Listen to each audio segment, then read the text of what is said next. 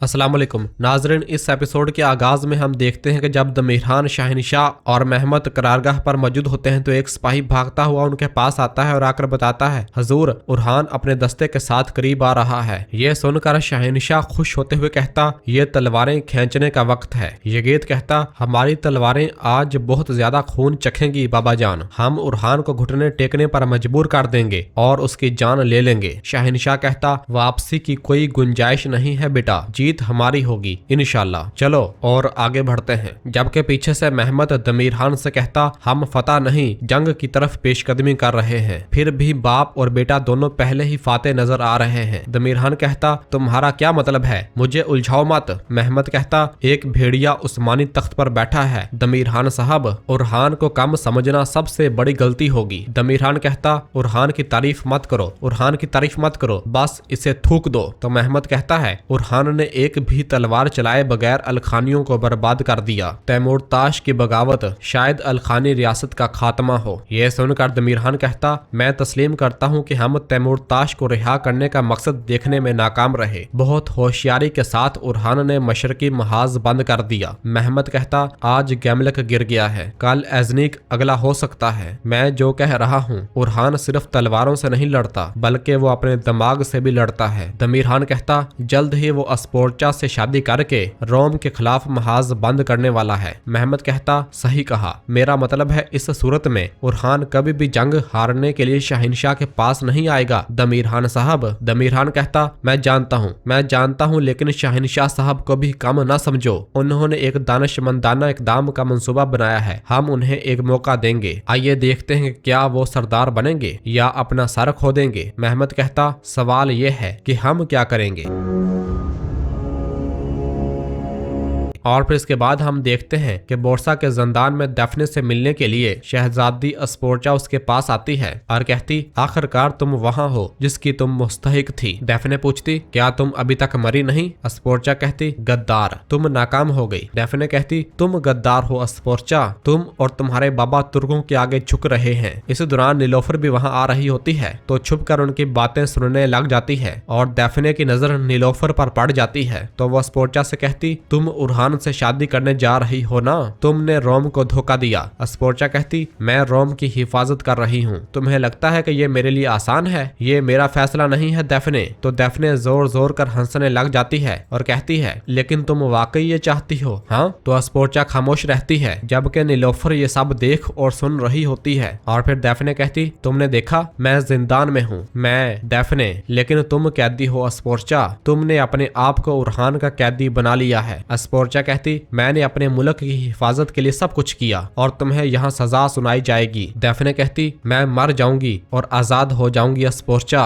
तुम इस महल में सड़ जाओगी जिस रात तुम उरहान से शादी करोगी, ये याद रखना, ये याद रखना। तो अस्पोर्चा बिना जवाब दिए वहां से रवाना हो जाती है। अस्पोर्चा के चले जाने के बाद नीलोफर वहां पर आती है। नीलोफर को देखकर दफने कहती, क्या बात है, मेहमान मुझसे मिलने आए जा रहे हैं, अगर तुम लोग मुझे इतना पसंद करते हो तो मुझे जिंदान से बाहर निकाल दो। नीलोफर कहती, सुल्तान उरहान ने तुम्हारे बारे में अपना फैसला सुना दिया है। ये सुनकर दफने कहती, अच्छा है, इंतजार मुझे थका देता है, बताओ मैं कब मर रही हूँ? तो नीलोफर कहती, तुम्हारा एक तरफ वाला बाजू और दूसरी तरफ वाली टांग काट दी जाएगी। ये सुनते साथ ही दफने के रंग उड़ना शुरू हो जाते हैं और कहती है, नहीं नहीं बहन नहीं, और रोने लग जाती है और कहती, मुझे मार डालो, मुझे मार डालो, और चीखने लग जाती है और कहती, बहन मुझे मार डालो, मैं तुम्हारी बहन हूँ, मैं तुम्हारी बहन हूँ, तुम ऐसा नहीं होने दे सकती, तुम ऐसा नहीं होने दे सकती बहन। नीलोफर कहती, तुमने ये खुद अपने लिए चुना दफने। दफने कहती, तुमने मुझे उस आदमी के लिए छोड़ दिया, तुमने रोमी सल्तनत से गद्दारी की। देखो देखो उरहान अस्पोर्चा से शादी कर रहा है, देखो बहन देखो, इसे सियासत कहकर अपने आप को बेवकूफ मत बनाओ, मत करो, वो एक दूसरे के आशिक हैं बहन, वो आशिक हैं। जबकि नीलोफर बिना जवाब दिए वहां से रवाना हो जाती है और दफने चीखती रह जाती है, बहन बहन तुम्हें अफसोस होगा, मुझे मार डालो बहन, मुझे मार डालो, और ज़ारो कतार रोने लग जाती है। जबकि दूसरी जानब जंगल में दीदार खातून मुसलसल आगे की जानब भाग रही होती है और 2 सिपाही उसके पीछे लगे हुए होते हैं और वो जैसे ही दीदार के करीब पहुंचकर उसे पकड़ने लगते हैं तो इस दौरान एक तीर पीछे से उसे आ लगता है और वो तीर किसी और ने नहीं बल्कि डस्पिया ने ही चलाया होता है। दूसरा आदमी जब डस्पिया पर हमला करने के लिए जब उसकी जानब भागता है तो डस्पिया उसे भी मौत के घाट उतार देती है। उसे देखकर दीदार पूछती तुम कौन हो? तो डस्पिया कहती तुम्हारी निजात दहिंदा फरिश्ता। जबकि दूसरी जानब जंगल में हम देखते हैं कि बुरहान साहब फलादियुस और जरकुताय एक जगह पर मौजूद होते हैं और फलादियुस अपनी तलवार तेज कर रहा होता है तो जरकुताय फलादियुस के पास आता है और कहता है एवरानोस, मैं यहाँ उस जख्म की कीमत का दावा करने आया हूँ जो तुमने मेरी पीठ पर दिया था जब तुम फलादियोस थे। यह सुनकर फलादियोस उठ खड़ा होता है और कहता है तुम इसके मुस्तहिक हो जरकुताय साहब, मैं कीमत अदा करने को तैयार हूँ, बताओ। जरकुताय कहता फिर अगर तुम ऊंट कुर्बान करो और मैं माजी को भूलने के लिए राजी हूँ। यह सुनकर एवरानोस कहता ऊंट? जरकुताय कहता हाँ ऊंट। तो एवरानोस कहता मैं ऊंट की कुर्बानी कर सकता हूँ। बुरहान भी हंसता है और कहता ऊंट?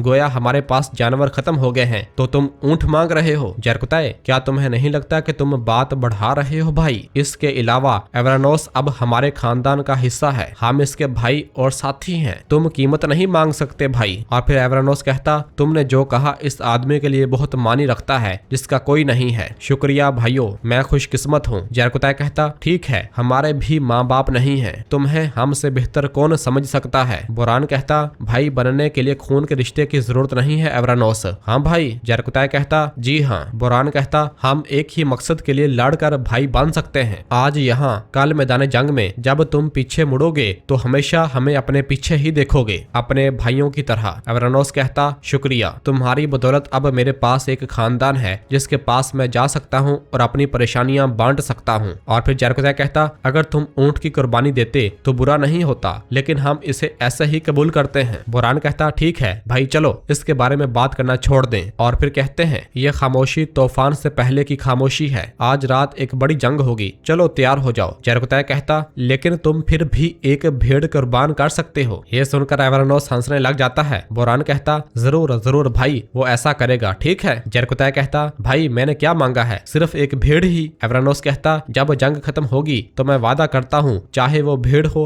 या ऊंट। तो जरकुताय कहता है शाबाश, ठीक है, और सब आगे बढ़ते हैं। जबकि इधर करारगाह में हम देखते हैं कि यगीत शहनशाह के पास आता है और आकर बताता है हजूर हमारे जाल उरहान को शिकस्त का तजर्बा करवाने के लिए तैयार हैं। दमीरहान कहता उरहान रात को हमला करेगा ताकि हमारे जाल में ना फंसे। शहनशाह कहता आज की रात इसके लिए डरावना ख्वाब होगी दमीरहान साहब। दमीरहान कहता इंशाल्लाह इंशाल्लाह। किसी दौरान एक सिपाही भागता भागता वहां आता है और आकर बताता है हजूर हमारे कबीले पर हमला हुआ है। ये सुनते साथ ही शहनशाह के रंग उड़ जाते हैं और महमद दमीरहान की जानब देखता है। शहनशाह कहता तुम क्या कह रहे हो लानती, किसने किया है? तो वो सिपाही कहता अलाउद्दीन और शामिल साहब, उन्होंने हमारे सिपाहियों को मार डाला, हमारे तमाम नौकर मार गए। ये सुनते साथ ही वहां मौजूद तमाम सिपाही एक दूसरे की जानब देखने लग जाते हैं और परेशान होने लग जाते हैं। और फिर दमीरहान शहनशाह से कहता क्या आपने जरूरी एहतियाती तदाबीर अख्तियार नहीं की थी? शहनशाह कहता कबीले के पीछे एक चट्टान है और हम इसके इर्द गिर्द हैं, क्या ये अलाउद्दीन कोई साया है कि वो फौज के दरमियान से गुजर गया? और फिर उस सिपाही से पूछता ये कैसे हो गया? तो वो सिपाही कहता उन्होंने कबीले के पीछे चट्टान पर एक पुल बनाया हजूर, हमने तवज्जो नहीं की। यह सुनते साथ ही शहनशाह कहता क्या?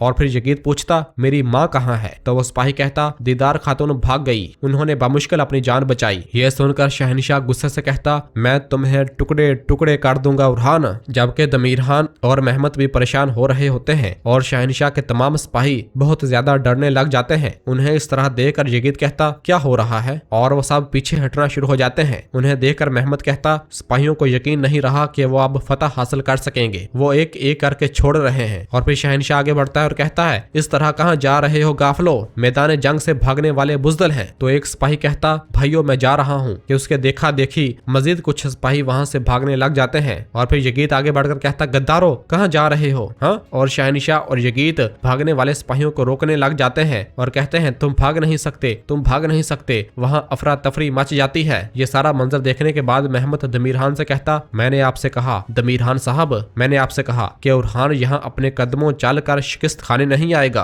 अब शिकार और शिकार की जगहें बदल चुकी हैं, हम शिकार बन चुके हैं, हम क्या करेंगे? दमीरहान कहता हम अपने खून के आखिरी कतरे तक लड़ेंगे। महमद कहता लेकिन जब हमारे सिपाहियों का आधा हिस्सा खत्म हो चुका है, हम किस चीज का इंतजार करेंगे? क्या हम उरहान के यहाँ आने और हमें मारने का इंतजार करेंगे। दमीरहान कहता, मैं शहनशाह को पसंद करता हूँ, लेकिन मैं उसकी गलती की वजह से अपने आप को कुर्बान नहीं करूंगा। अगर उरहान जीत गया तो हम इस मैदान को आग लगा देंगे, या मैं कसम खाता हूँ कि वो हमें परिंदों की तरह शिकार करेंगे। इस पर महमद खामोश हो जाता है। और नाजरीन, इसी जगह पर एपिसोड खत्म करते हैं। मिलते हैं बहुत जल्द अगली एपिसोड के साथ। वीडियो को लाइक कर दें और जिन दोस्तों ने अभी तक चैनल सब्सक्राइब नहीं किया वो जल्दी से चैनल सब्सक्राइब कर दें और बेल आइकन यानी घंटी वाले निशान को भी प्रेस कर दें ताकि आने वाले एपिसोड्स आपको आसानी मिल सकें। दुआओं में याद रखें। अल्लाह हाफिज।